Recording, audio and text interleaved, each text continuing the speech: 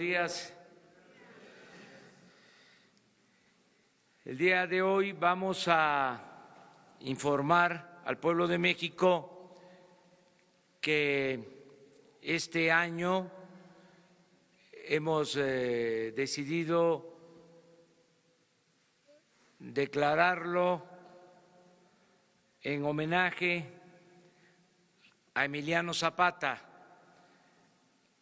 El gobierno de la República ha decidido que este año se dedique a recordar la gesta histórica que encabezó Emiliano Zapata Salazar.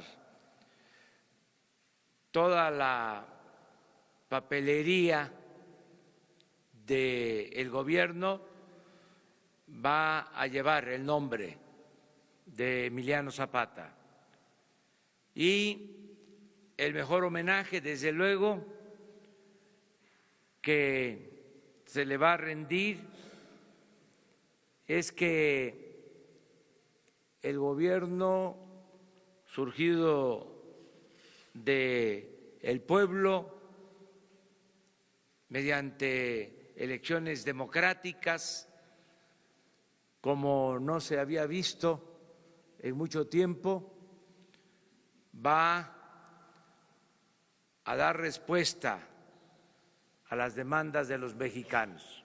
Sobre todo, va a atender a la gente más humilde. Se va a llevar a la práctica el criterio de que por el bien de todos, primero los pobres. Ayer comenzamos con el programa de apoyo a los jóvenes. Se van a contratar 2.600.000 jóvenes para que trabajen de aprendices en comercios, en fábricas, empresas, en organizaciones prestadoras de servicios, en el campo, en la ciudad, y se les va a pagar mientras se capacitan 3.600 pesos mensuales. Se autorizó para iniciar este programa una inversión de 44.000 millones de pesos.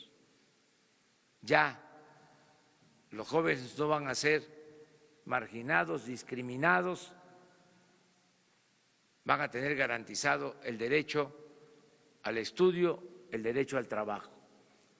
Hoy vamos a estar en una de las regiones más pobres de México, en Tlapa, Guerrero, en la montaña, y vamos hoy a iniciar el programa de pensión para personas con discapacidad. Se va a apoyar a 1 millón de personas con discapacidad. Van a recibir una pensión mensual, 1.274 pesos mensuales a discapacitados. Todas las niñas y todos los niños pobres con discapacidad van a recibir este apoyo. Y hoy inicia ese programa, voy a estar presente en Tlapa, Guerrero. Mañana vamos a Ayala para firmar el acuerdo, la declaratoria de que este año se dedica a Emiliano Zapata Salazar, y pasado mañana en Valle de Chalco inicia el apoyo a adultos mayores que van a recibir el doble de lo que se les entregaba. Ya no van a ser 1.200 pesos cada 2 meses, van a ser 1,200 pesos cada mes para todos los adultos mayores de México. Alrededor de 8 millones de adultos mayores. Y se va a incluir, porque no estaban considerados, no eran tomados en cuenta, pensionados del ISSSTE y del Seguro, que también van a recibir este apoyo.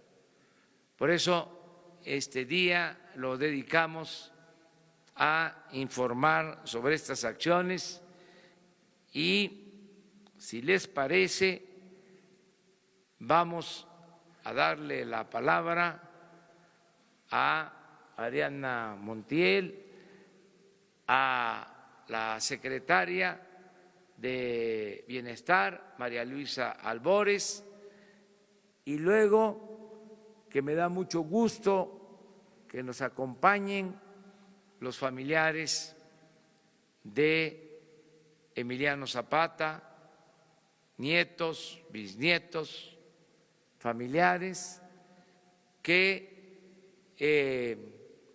manifiesten al pueblo de México lo que sienten de manera libre.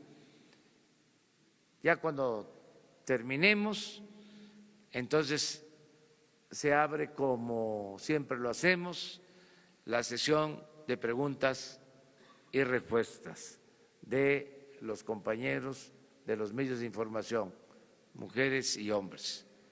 Pues vamos a empezar con el programa de la pensión a personas con discapacidad.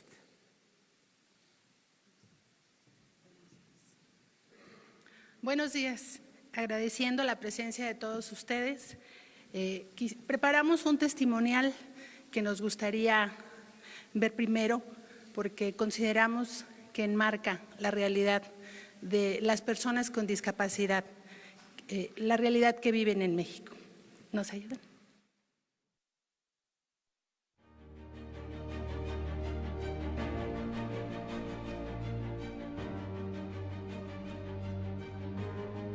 Cuando nació, ingirió líquido amniótico y eso le dañó su cerebro. Detectaron que tiene un derrame cerebral. La discapacidad que tiene Marisol es retraso psicomotor. Por bajo recurso económico, a veces no podemos ir en las citas que nos programan hasta México. Muy difícil, por falta de economía, pues no buscamos los apoyos y simplemente nos dijeron que no. Originario de Cahuatache. Tototepe. De Tlapa. Nos da mucho gusto, ¿verdad?, de que el gobierno se esté interesando principalmente en esta zona donde nosotros vivimos. Es una zona realmente olvidada. Que es para nuestro hijo. ¿Por qué? Porque él necesita más que nada este apoyo. Pues yo me siento, la verdad, muy contenta de que la ayuden a mi hija y la ayuden a otras personas que la necesitan. Yo veo muy bien este apoyo que están dando ahorita porque, pues, como dice mi mamá, nunca se les ha dado hacia ninguna persona. Voy a comprar sus medicinas. ¿Por qué? Porque las medicinas son muy caras. Las terapias. Mejorar la salud del pequeño y darle una mejor atención. Gracias a Dios que Él está recordando y está viendo a estos pequeños que son angelitos muy cariñosos y son los niños que necesitan más el apoyo.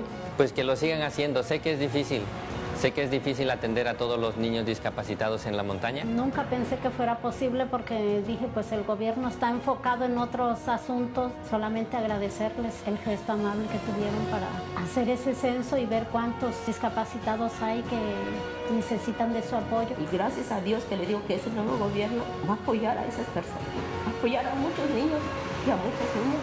La mayoría, pues, de esta gente está muy olvidada. Si te pusieras en sus zapatos, dudo mucho que aguantarías al menos un día. Me siento muy tranquila con este apoyo que va a recibir Marisol. Sí, estoy contenta. A mí me ha enseñado a valorar a lo mejor mi propia vida, ¿no? De que estamos completos, estamos saludables. Siento que es el reflejo de nosotros. Me gusta mucho pintar. Me gusta mucho la secretaria. Y ella aprende un oficio pues podrá valerse ya por sí sola. Le he rogado a Dios que me diera esta oportunidad por mi niño, porque lo que quiero es que él hable, camine y puedas valerse por sí solo. Pues yo quiero estudiar de doctor y pues para ayudar a la gente así como mi hermana. ¿Estás sabiendo?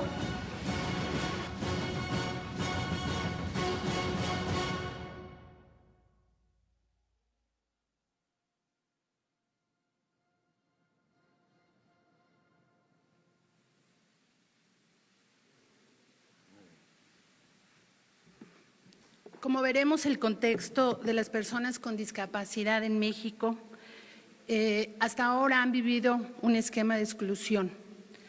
Este gobierno plantea atender a las personas con discapacidad bajo la visión de los derechos humanos.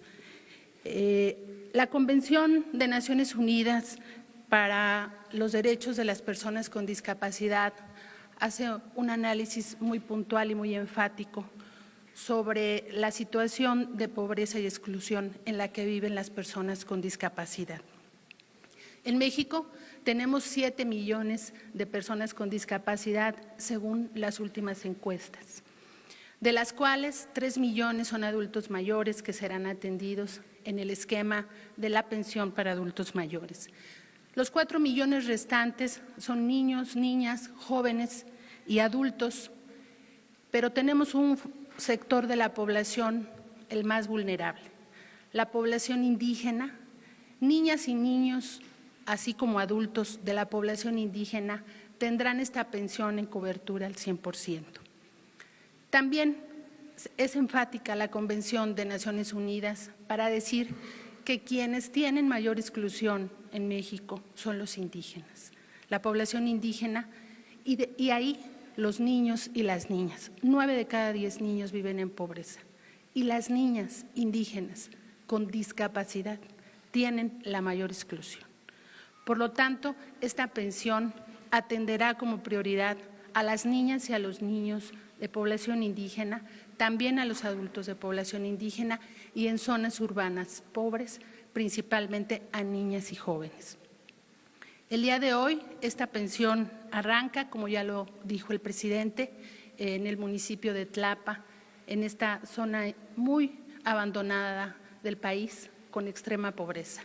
De tal manera que nos da mucho gusto que arranquemos esta pensión porque vamos a ayudar, como vimos en el testimonial, a mucha gente que le va a ayudar al pago de sus medicinas, al pago de sus tratamientos y de tener una mejor inclusión. Sabemos que las personas con discapacidad tienen menos acceso a la educación, tienen menos acceso a los servicios de salud y de integrarse ampliamente en todos sentidos en la sociedad. Así que el día de hoy es un día de fiesta para nosotros, que esta pensión arranque. Se va a atender a 1 millón de personas. Se ha dispuesto un presupuesto de 8.500 millones para empezar.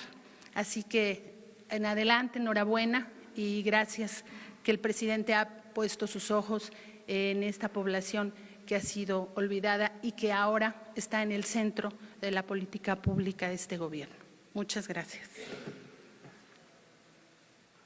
Pues ahora le damos la palabra a un representante de la familia de Emiliano Zapata para que exprese aquí su sentimiento. Gracias. Buenos días a todos. Mi nombre es Jorge Zapata González, orgullosamente nieto de nuestro general Emiliano Zapata Salazar.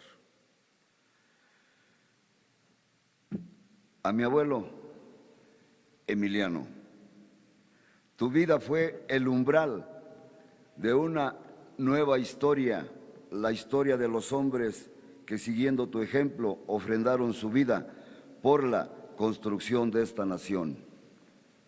Por eso te llora el caracol, el acecocoli, te lloran los 4 rumbos del universo, te llora la madre tierra, te llora la aurora que se hizo ocaso, Te lloran nuestros abuelos que te hicieron calpulelque. Te lloramos todos de rabia y de tristeza. Los hombres y las mujeres libres que mantienen vivo el grito de rebeldía de tierra y libertad.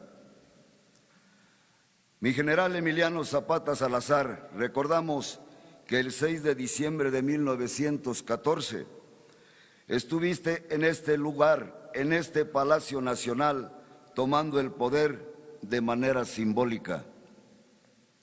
Te recordamos por tu generosidad al rechazo, sentarte en la silla presidencial que te propuso el general Francisco Villa, porque representaba aquello contra lo que luchabas, la pobreza, la injusticia y el abuso de poder.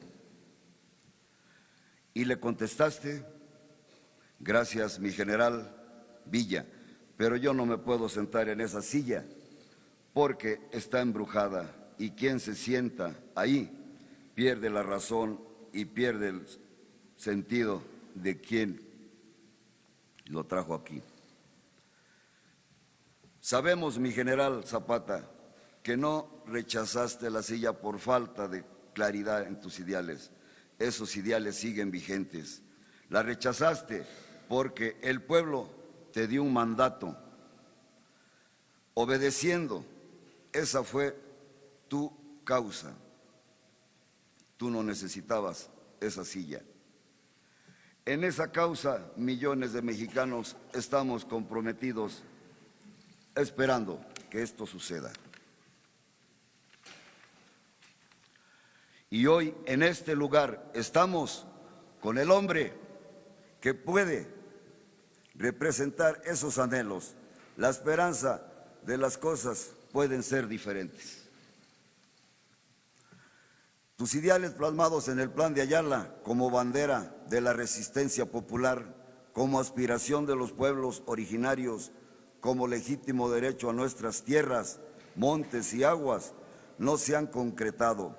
Por eso México tiene una deuda pendiente con los indígenas y los campesinos, pero estamos convencidos de que serán reivindicados por este gobierno. Gracias, Andrés Manuel López Obrador, presidente de la República Mexicana. Gracias, presidente, por abrir estas puertas de Palacio Nacional a la causa zapatista. Con esto le hace justicia a un gran héroe de la Revolución Mexicana, que pensaba que otro México era posible. Hoy venimos contigo, Andrés Manuel, a conmemorar el centenario luctuoso del cobarde asesinato del general Emiliano Zapata, ordenado por Venustiano Carranza y ejecutado por el cobarde traidor Jesús Guajardo. Por fin, el pueblo de México y su conciencia crítica ha despertado y vamos juntos con usted a reconstruir México, que nos lo entregan desangrado, desgarrado, con miles de desaparecidos, saqueado por la corrupción a todos los niveles. Un México al que le han querido quitar la esperanza que hoy tenemos. Un México despertó en pie de lucha y junto con usted vamos a lograr, porque la esperanza empieza a brillar con el quinto sol y nos abre nuevos caminos para nuestros hijos. Lo invitamos a que juntos recorramos cada rincón de nuestro querido México. Vamos a gritar de alegría, de felicidad.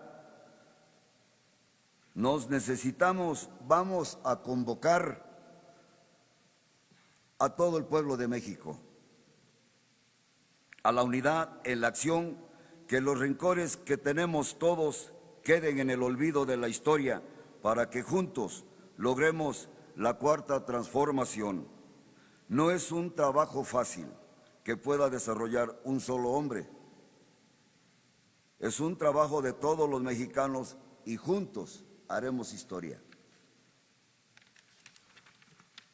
Hoy, ante la embestida de los enemigos de México, hacemos un llamado a todo el pueblo, a la unidad, a cerrar filas en torno a este nuevo proyecto de nación que quiere terminar con la corrupción, con la miseria, con la pobreza, con los privilegios, con la impunidad. Por eso votamos convencidos de que podía haber un cambio y tengan la plena seguridad que nos vamos a defender y lo vamos a lograr. Nadie nos va a detener. El pueblo de México y los zapatistas estamos con usted. Cuente con nosotros, señor presidente, no está solo. Somos millones de mexicanos en contra de unos cuantos miserables. Reforma, justicia y ley, tierra y libertad, lemas de nuestro general Emiliano Zapata Salazar. ¡Viva mi general Emiliano Zapata Salazar! ¡Viva! ¡Viva Andrés Manuel López Obrador! ¡Viva! ¡Viva México! ¡Viva! ¡Viva México! ¡Viva! ¡Viva México, cabrones!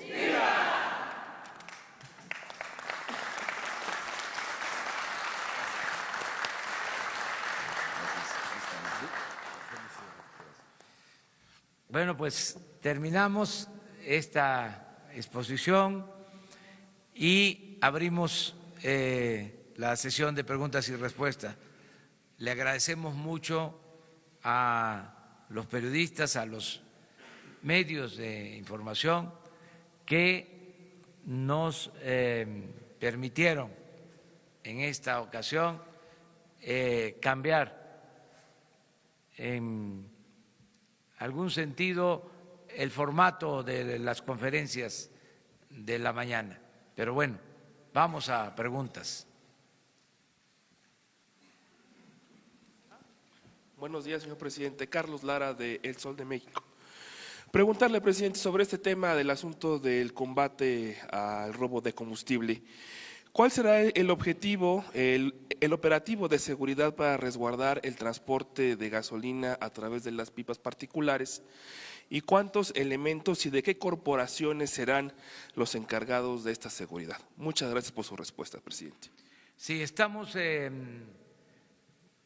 operando en este plan para evitar el robo de combustible, terminar con el huachicoleo por el daño que ha causado a la sociedad y a la nación.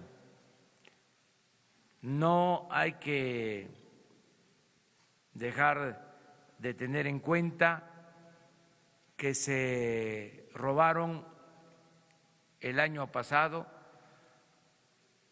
más de 60,000 millones de pesos, que crearon a través de los años, por la impunidad, un sistema de distribución de gasolinas, de diésel, paralelo al sistema de distribución de Pemex.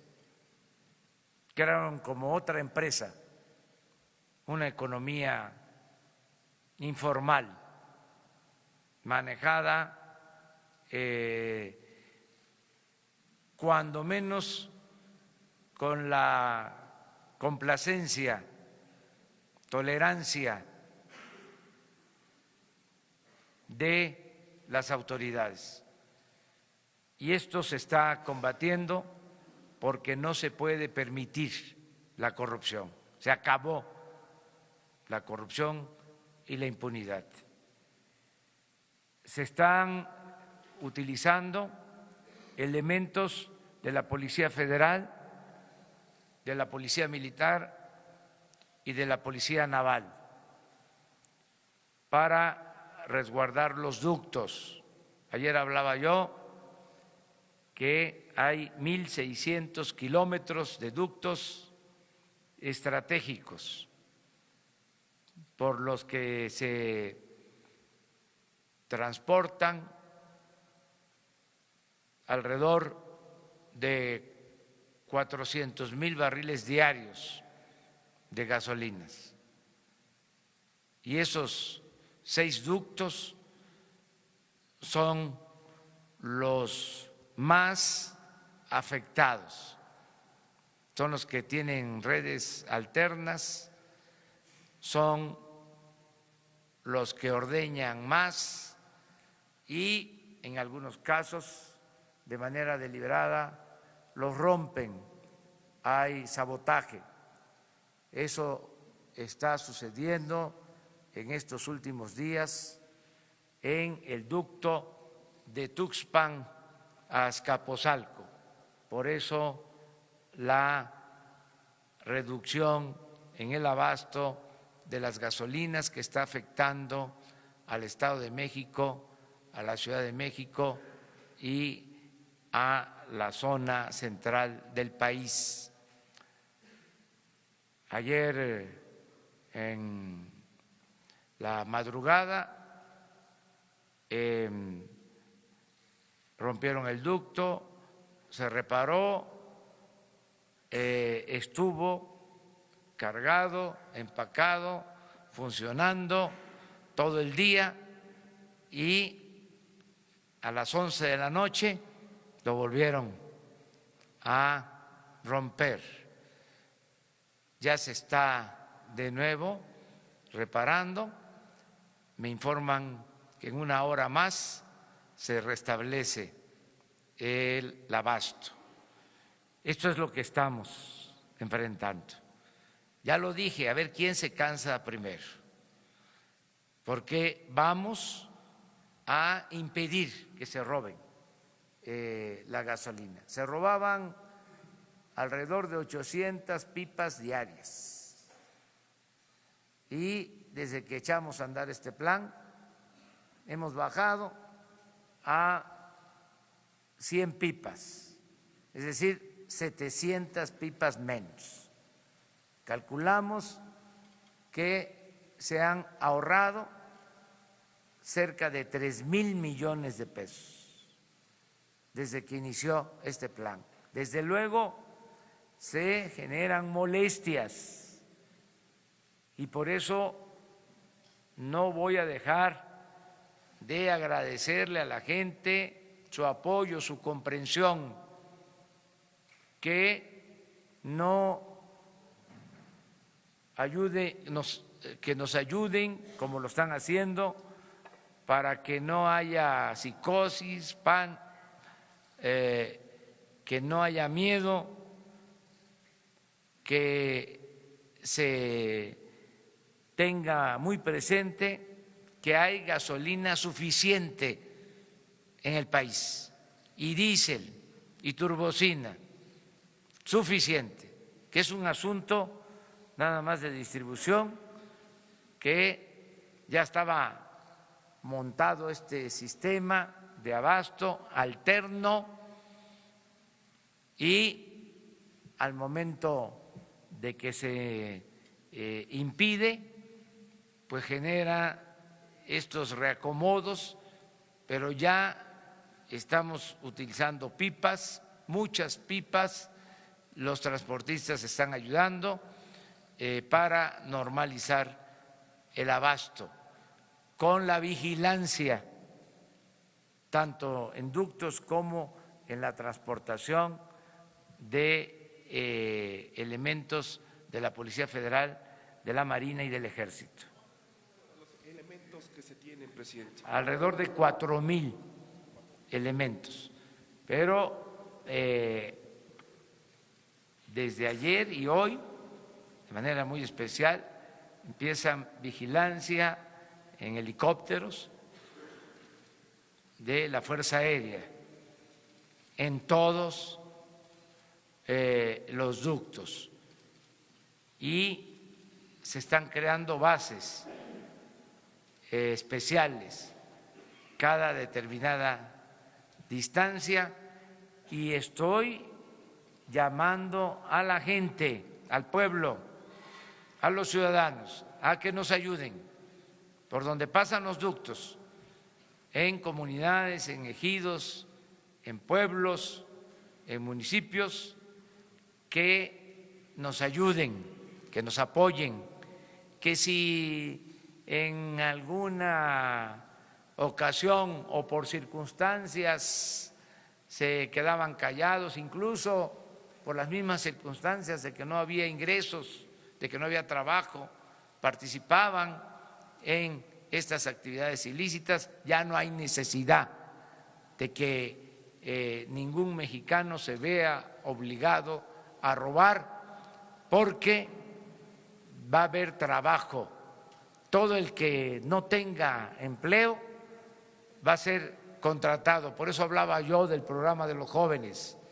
Y van a haber créditos y apoyos para los mexicanos. Todo lo que se robaban ahora se le va a entregar a los ciudadanos, al pueblo. Por eso no hay ninguna justificación para que se cometan estos ilícitos, el robo de combustible.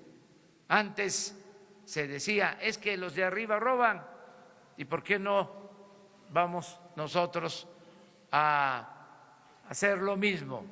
Pues ya no, ya cambió, ya hay autoridad moral en el gobierno y por eso le pido a la gente que nos ayude para que se vaya normalizando esta situación que se padece en la actualidad en algunas partes del país.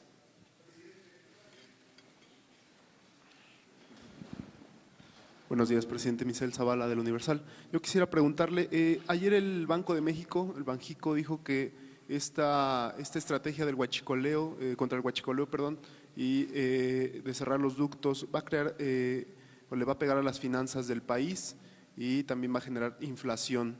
Pero por otro lado, el Fondo Monetario Internacional ve bien esta estrategia. Yo quería preguntarle cómo ve esta situación por parte del Banjico. ¿Usted cree que sea una estrategia de ellos para presionar al gobierno y que se abran los ductos? ¿O cómo está leyendo esta declaración del gobernador del Banco de México? Y por otro lado también se dio a conocer que el líder sindical, Romero Deschamps, ayer se amparó. No sé si tenga información acerca de esto. Muchas gracias.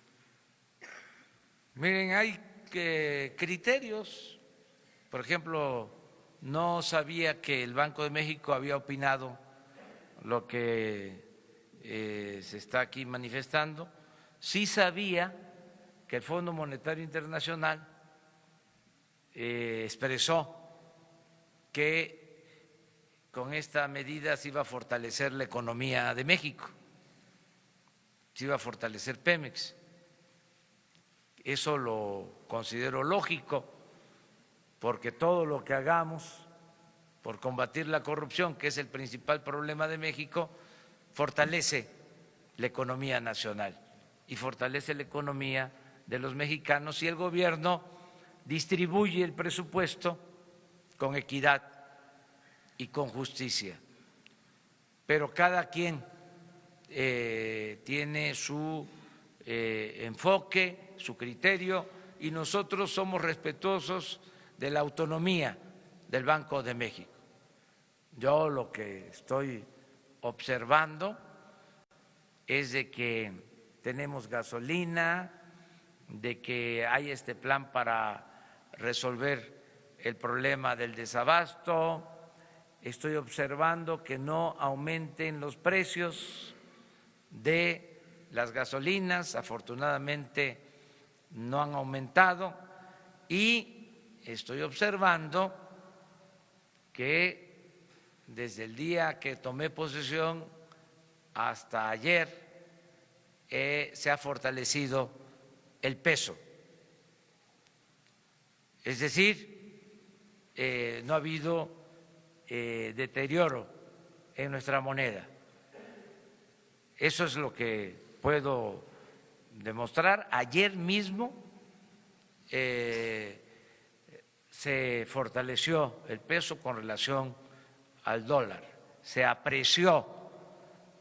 Entonces, quiere decir que vamos bien en lo económico, pero respetamos todos los puntos de vista, y estoy contento porque ya empezamos, esto lleva tiempo, el echar a andar los programas sociales, el que ayer se hayan entregado las primeras tarjetas a los jóvenes, el que hoy se entreguen las tarjetas para personas con discapacidad, el que pasado mañana se entreguen las tarjetas ya para adultos mayores.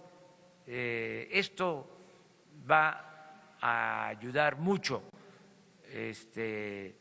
para mejorar la situación económica y social de nuestro pueblo. Acerca del amparo del dirigente del sindicato petrolero, no tengo información y sí podría decirle que hay muchos rumores en estos tiempos y que es muy probable, aunque no lo descarto, pero ya dije que no tengo información al respecto, pero es muy probable que sea parte de la campaña que se produce por las circunstancias actuales. Nosotros no tenemos ninguna denuncia presentada en contra del dirigente de petróleo. Esto sí se lo puedo asegurar.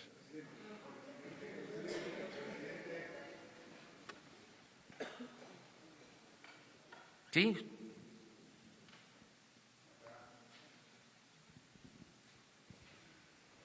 Muchas gracias. Buenos días, señor presidente, funcionarios invitados. Carlos Montesinos de la Hoguera, preguntarle, ayer, bueno, estos días se está discutiendo la reforma de la Guardia Nacional en el Congreso. De manera casi unánime, organizaciones de la sociedad civil, la iniciativa privada, organismos internacionales como la Organización de las Naciones Unidas, inclusive legisladores propios de su partido como Tatiana Cloutier, han respaldado la iniciativa siempre y cuando sea bajo un mando civil. La misma diputada Cloutier habló de que otorgar un mando militar significaría que el ejército determinaría quién gobernaría el país en los próximos años. ¿Cómo interpreta usted cómo recibe usted estos señalamientos y si estaría dispuesto a pasar el mando de la Guardia Nacional de la Sedena a la Secretaría de Seguridad Pública? Se está analizando, van a comparecer los secretarios, es importante, es necesaria la Guardia Civil, necesitamos que se cuente con un cuerpo para garantizar la seguridad pública, porque no había protección para los ciudadanos.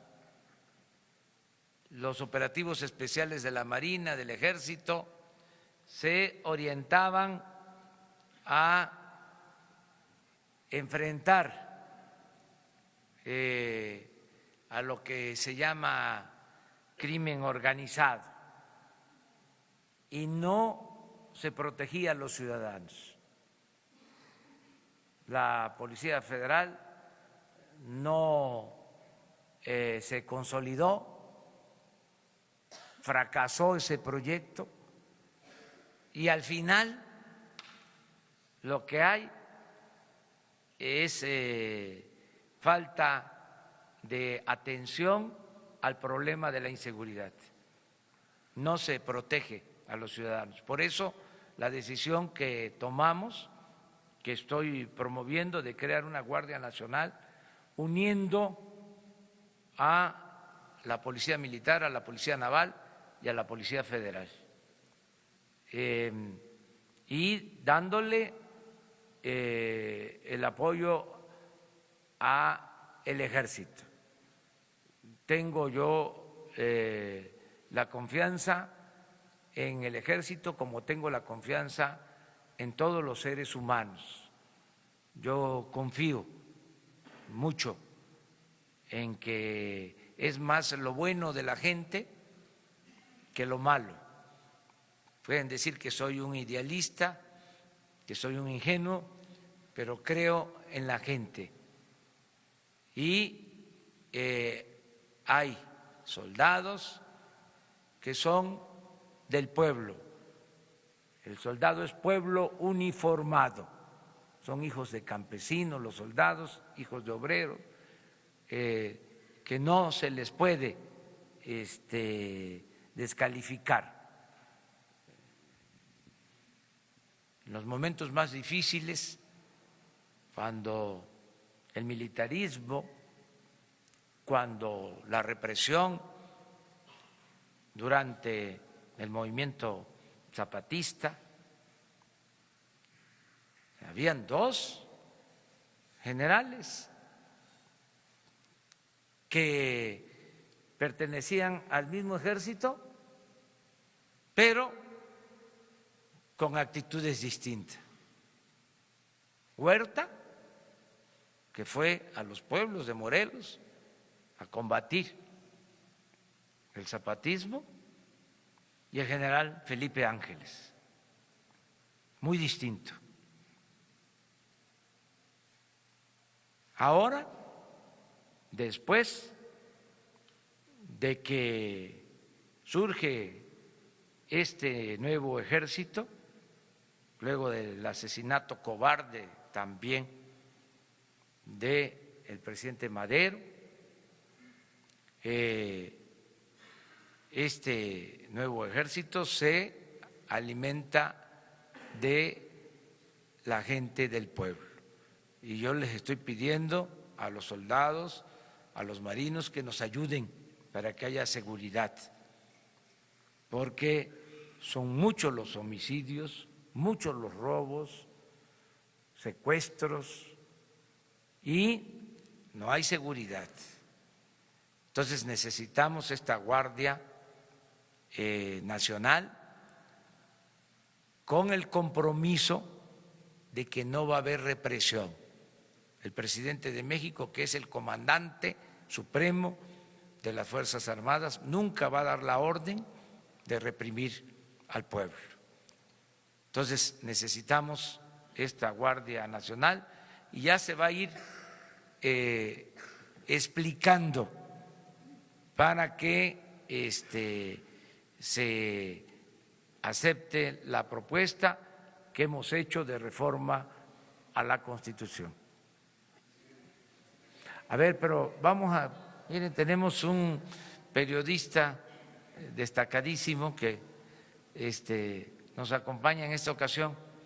Vamos a darle la palabra y le... Es la entrevista número 42 que hago con usted, pero es la primera ya como presidente, así que por lo pronto un abrazo, aunque sea a la distancia. Gracias, ya como presidente de la República.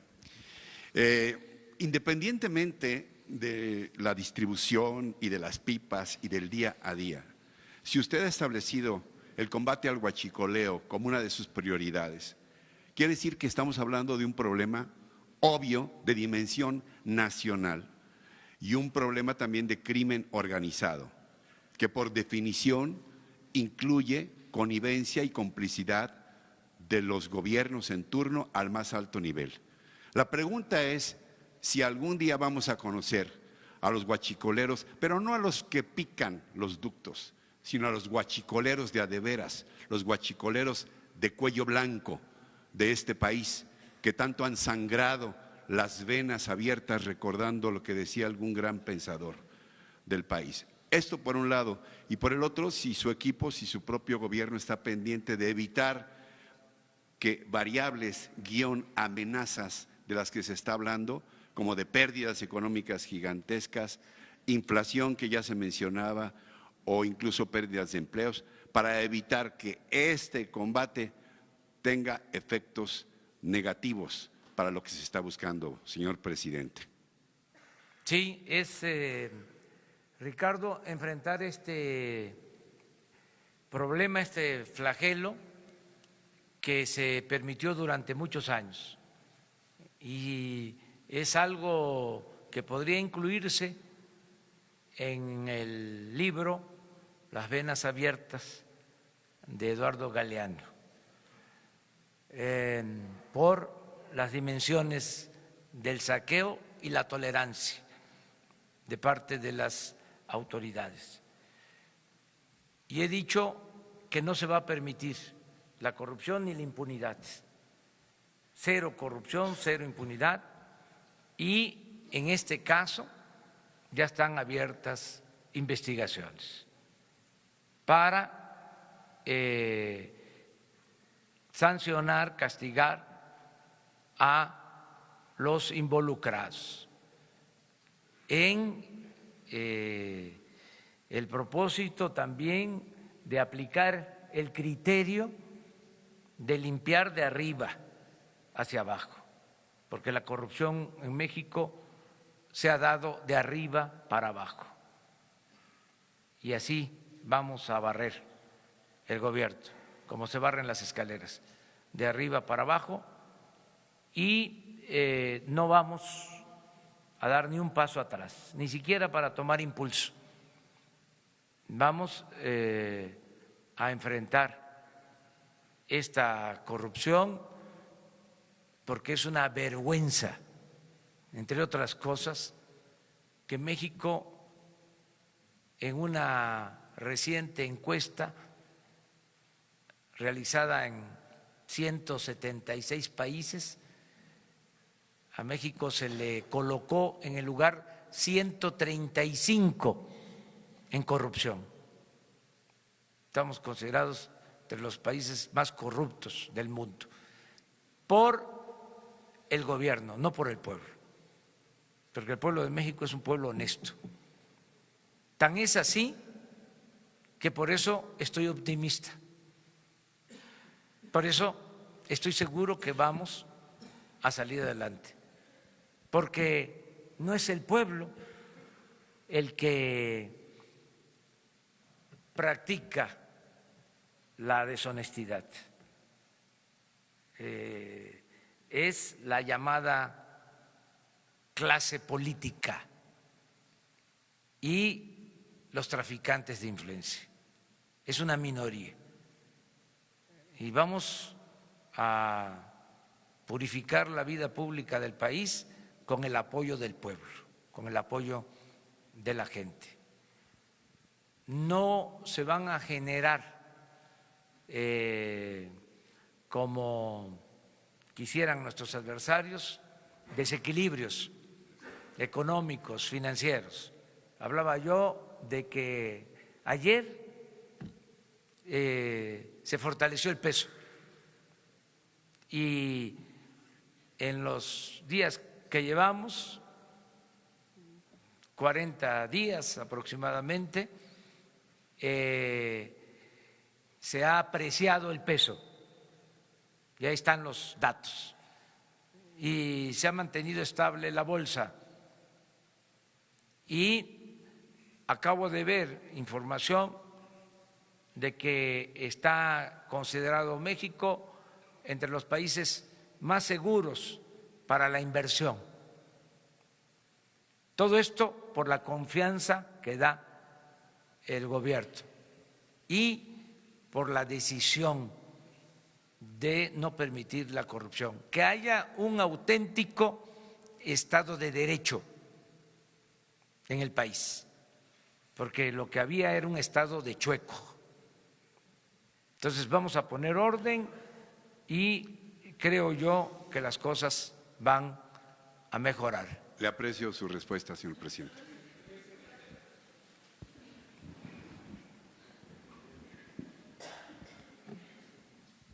Buenos días, presidente. Carlos Pozos, de Líderes Mexicanos y Petróleo y Energía. Presidente, la UNEXPO dice que hoy se abren 5 poliductos y que en 72 horas vuelven a sus niveles normales la gasolina en México y se resolvería el problema. Saber si es verdad que esos poliductos se van a abrir a partir de hoy. De igual forma, hay insistencia en que hay 9 buquetanques varados en puertos, y porque no están abiertos esos ductos no se puede descargar la gasolina y lleva mucho tiempo en hacerlo. Mi segunda pregunta sería, señor presidente, ¿recibió usted, hablando de libros, un país en donde, del presidente Enrique Peña Nieto, en donde imperaba la cleptocracia? Y finalmente, señor presidente, saber qué pasó con el avión presidencial. ¿Ya se vendió? Porque sería bueno que usted lo utilizara en defensa o para asegurar su seguridad. Mil gracias. Bueno, la tendencia es a que se va a normalizar el abasto. No quiero decir cuándo, porque no quiero fallarle a la gente. Decirles de que estamos trabajando para normalizar el abasto lo más pronto posible. No va a mantenerse esta situación por mucho tiempo. Tenemos gasolina suficiente. Acerca de los buquetanques, sí están en espera, porque tenemos que estar recibiendo gasolina diariamente de un considerable número de buquetanques. Yo solo recuerdo que desgraciadamente se están comprando 600,000 barriles diarios. Consumimos 800,000 barriles. Producimos 200,000. Se compran 600,000 barriles. Entonces, constantemente están entrando barcos a todas las terminales marítimas. Es un reporte que tengo diario. Por eso digo, no tenemos problema de falta de gasolinas. Tenemos gasolina para mucho tiempo. Es un asunto de distribución al interior del país por el sabotaje en los ductos al tomarse la decisión de no permitir el robo de combustible. Eso es lo que puedo decir. Acerca del avión presidencial, ya se fue, está en California. Yo no lo voy a usar. Yo voy ahora a Tlapa, voy a hacer como 5 horas de camino.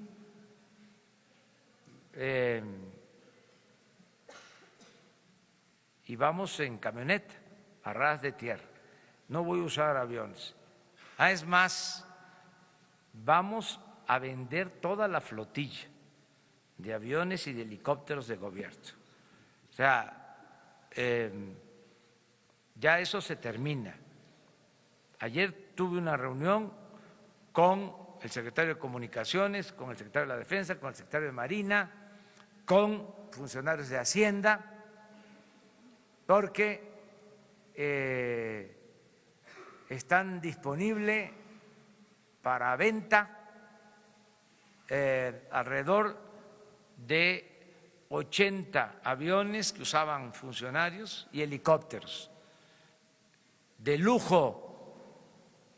Y estamos pensando que va a haber una feria en el aeropuerto de Santa Lucía para exhibir estos aviones y convocar a los compradores del mundo a que los adquieran.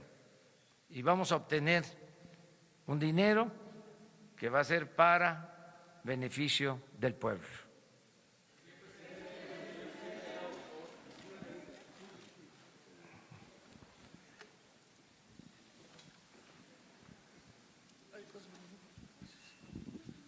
Buenos días, presidente. Alejandro Lelo de la red de Diario Basta, Grupo Cantón. Preguntarle, presidente, en primer lugar, usted nos ha dicho, sobre todo el miércoles, insistió que sabían demasiado sobre las cifras de robo de huachicoleo. Esto no era una especie de inventario de lo que se robaban para que los jefes de esta mafia pudieran exigir rendir cuentas de las ventas, es decir, el inventario contra las ventas no era una especie de inventario. Y lo otro, estoy aquí un poco tomándole el pulso esta vez a lo que dicen en las redes sociales, estoy siguiendo la transmisión en vivo. Están insistiendo sobre el caso de Romero de Champs, algunos dicen que va a haber impunidad, que está bien, sobre todo por el comentario que hizo que no hay ninguna averiguación previa en su contra. El caso de Romero de Champs es una especie de facto de testigo protegido para combatir el huachicoleo. Bueno, sobre esta última pregunta, insisto, nosotros no vamos a actuar si no tenemos elementos, si no hay denuncias, si no hay pruebas. Y por lo que corresponde al gobierno, le puedo decir, no existe una denuncia. Yo entiendo que hay gente que quisiera que se le enjuiciara, pero esto no corresponde a lo que legalmente existe. No hay de parte del gobierno una denuncia, no hay pruebas. No significa impunidad, significa decir la verdad para que no haya falsa información, rumores, o sea, de que nosotros estemos persiguiéndolo, porque no existe esta denuncia. No se puede enjuiciar a nadie si no existe una denuncia formal. Entonces, eso es lo que quiero explicar. Acerca de la contabilidad, desde luego, era una contabilidad oficial, es una contabilidad de Pemex y de Hacienda. Esto viene desde el gobierno de Fox, que se robaban alrededor de 10,000 millones en aquel entonces, al año, y fue subiendo hasta, bueno, esto es lo reciente. ¿No tienen el histórico de pipas? Ah, no. Entonces, pero se tiene toda la información por año. Hay una cosa también interesante que hay que comentar. Como fue creciendo la importación, por eso mi condena mayor es al sistema político, económico, neoliberal, porque fueron desmantelando a Pemex y a todas las empresas de la nación. Entonces, hace 20 años no comprábamos gasolina, se producía la gasolina en México.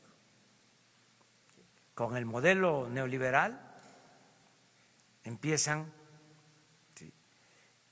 a abandonar la industria petrolera. Bueno, desde hace 40 años no se construye una nueva refinería en el país. Entonces, ¿qué fue pasando?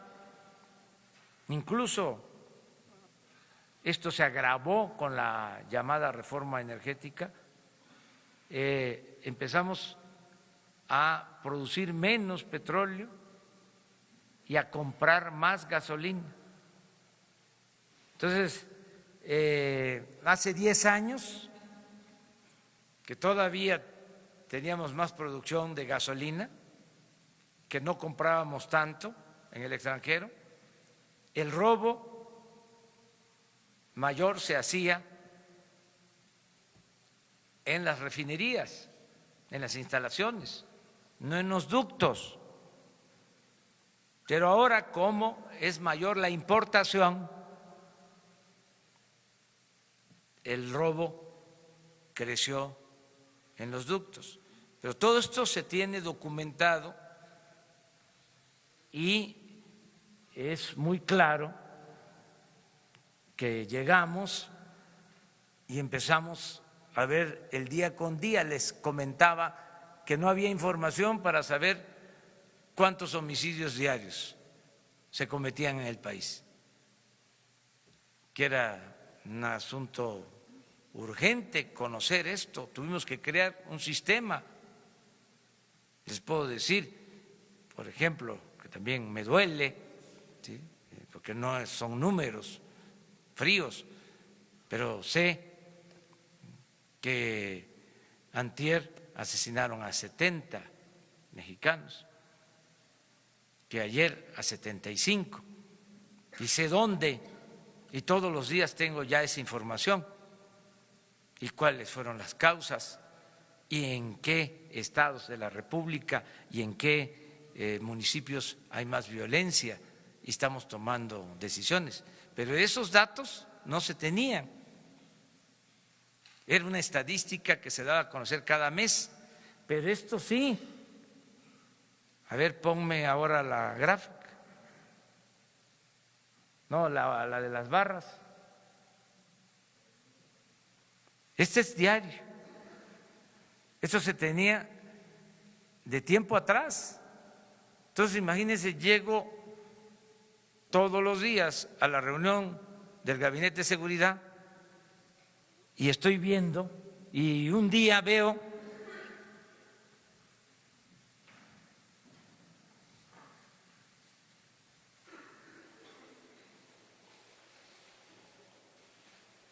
ya estábamos aplicando el plan, pero ese día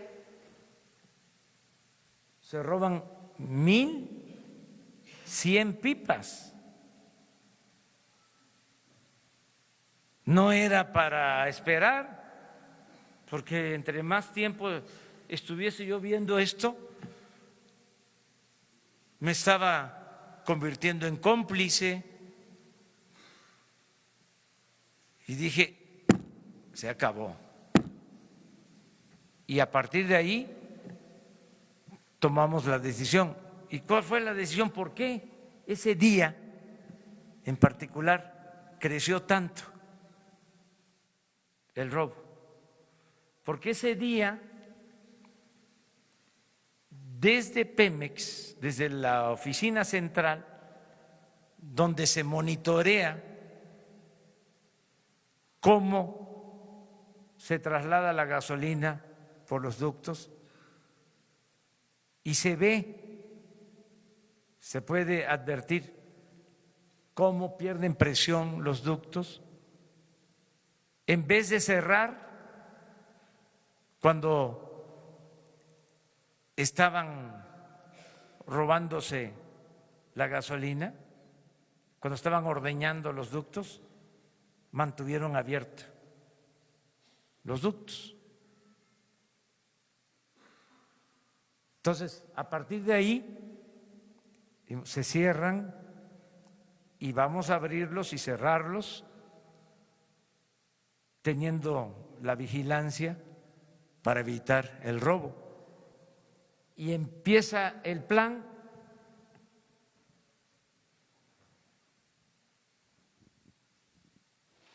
Aquí.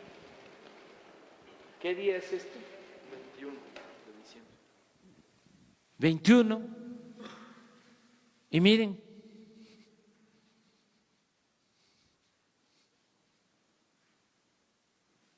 esto fue antier,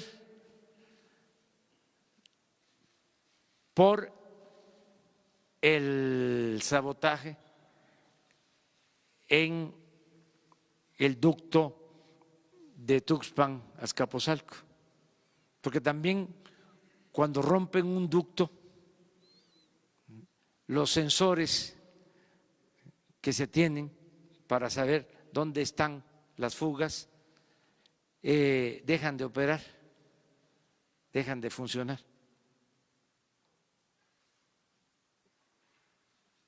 Este es ayer.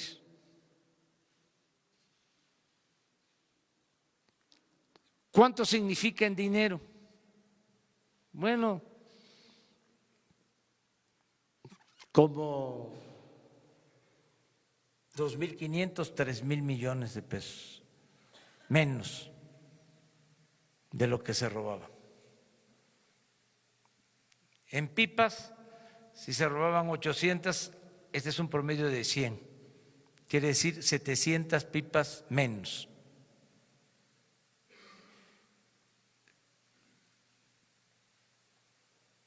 Explico esto porque hay mucha gente haciendo colas en las gasolinerías y con razón pues se desesperan, se fatigan, se molestan, pero les pedimos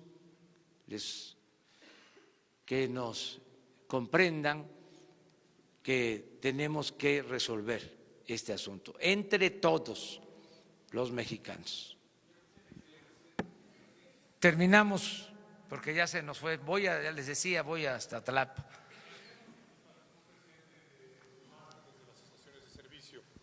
Eduardo García de Infocel. La Comisión Federal de Competencia Económica ha hecho muchos estudios reconociendo que hay grupos, conductas anticompetitivas. ¿Se ha acercado su gobierno a esta dependencia para en conjunto favorecer la competencia y con esto permitir que el precio de la gasolina descienda más para beneficio de los consumidores? Y lo otro es la infraestructura de transporte y almacenaje. Ahora, como usted nos dijo también ayer, se permite que la iniciativa privada pueda realizarla. Hay interés de muchas empresas, Sierra Oil and Gas y Enova, pero no tienen los permisos ni las licencias del gobierno para llevar a cabo estos proyectos de inversión. ¿Su gobierno también tiene esta inclinación de poder darles estos permisos? Gracias. Vamos a revisar todo el sistema. Ya empezamos y vamos a revisar todo el sistema de distribución, porque en efecto se han entregado permisos para importar gasolinas que no se han concretado, que no se han llevado a cabo. Todavía Pemex sigue distribuyendo, comprando, vendiendo el 95% de toda la gasolina y del combustible que se consume en el país. Pero sí estamos revisando todo esto. Una vez que normalicemos, vamos a buscar la forma de tener una distribución eficaz, segura y mantener la competencia y cuidar el precio, porque ahora tenemos ventajas, tenemos dos ventajas importantes. Por eso también tomamos la decisión en estos momentos. Política es tiempo, saber tomar decisiones a tiempo. Tenemos dos ventajas. Una, que el precio de la gasolina en el mercado internacional va a la baja, que esa es una buena ventaja. Imagínense, nos lanzamos con un plan así para enfrentar a esta mafia y con precios internacionales de gasolina a la alza, dependiendo, como desgraciadamente sucede, de las importaciones. Ahora no solo tendríamos desabasto, sino se nos disparan los precios. Entonces, una ventaja es precios bajos en el mercado internacional. Y la otra ventaja, importantísima, es de que ya nosotros estamos comprando la gasolina, no los de antes. Entonces, ya no va a haber moche, se va a comprar bien, al mejor precio en el mercado internacional. Entonces, pero todo eso se va a revisar. Bueno, pues me da mucho gusto mañana no descansamos, mañana vamos.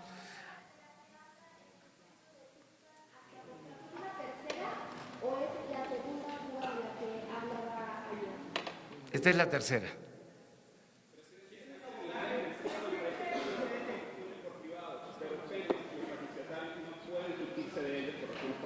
¿Mande? En este momento hay terminales en Jalisco, Guanajuato, San Luis Potosí e Hidalgo que construyeron compañías privadas. Sin embargo, los refrigerios de Pemex no pueden usarse de terceros por razones comerciales.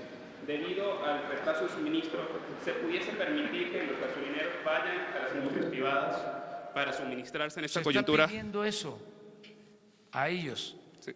El plan incluye el que si tienen sistemas de transportación se abastezcan de manera directa. Directamente se pudiese, es decir, que pudiesen ir a ExxonMobil o a Kansas City y comprar la gasolina de ellos y saltarse a Pemex. Ya hay permisos otorgados. No se han llevado a cabo por distintas razones, porque no se han ejercido esas concesiones o por falta de permisos, pero es más que nada porque no se han llevado a cabo esas acciones, porque existen las concesiones de importación de gasolinas. Buenos días, presidente. Rocío Jardines de W. Preguntarle su opinión acerca de este grito que lanzó el presidente de Venezuela, Nicolás Maduro, Viva México, en su toma de protesta por el apoyo que pues se dio de parte de México al no otorgar la firma al Grupo de Lima. Nosotros somos respetuosos también, si me permite, de todos los pueblos y de todos los gobiernos del mundo. Ayer también estuvo en la frontera el presidente Donald Trump, dio a conocer su punto de vista. Hoy escribió un mensaje en su Twitter. Nosotros somos respetuosos de lo que están manifestando gobiernos extranjeros. Hace 2 días tuvimos la reunión con embajadores, con cónsules de México en el extranjero y les recordé lo que establece el artículo 89 de la Constitución, el principio de autodeterminación de los pueblos y de no intervención, que busquemos la amistad con todos los gobiernos y todos los pueblos del mundo. Entonces, como está en la Constitución, pero que además así lo creo, porque soy juarista y sé en qué contexto pronunció Juárez la frase célebre de que entre los individuos como entre las naciones el respeto al derecho ajeno es la paz. Muchas gracias. Señor presidente.